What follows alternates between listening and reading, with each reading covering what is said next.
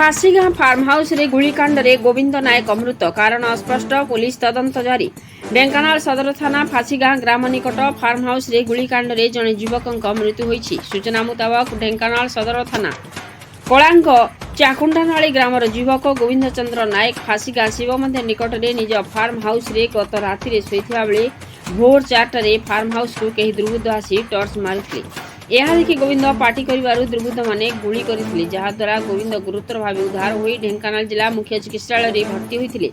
हेले सेठारे डाक्टर तांको मृत घोषणा करिथिले। हेले गुलिकांडर कारण स्पष्ट रहिछि। पूर्व शत्रुता को नै गुलिकांड होइथिबा साधारण चर्चा हेउछि। एनै सदर थाना पुलिस तदंत जारी रखिछि। प्रहलाद मुदलिंग रिपोर्ट, मसीहा न्यूज। आपण मसीहा न्यूज यूट्यूब चैनल को सब्सक्राइब कलेनि कि? जदि करिनाहंती एबे करिनियंतु। एहा सह मसीहा न्यूज रो फेसबुक पेज को और ट्विटर को फॉलो करंतु। ता सह मसीहा न्यूज रो ऐप आसी गलानी। निज मोबाइल रो प्ले स्टोर रो डाउनलोड करनियंतु। जय जगन्नाथ।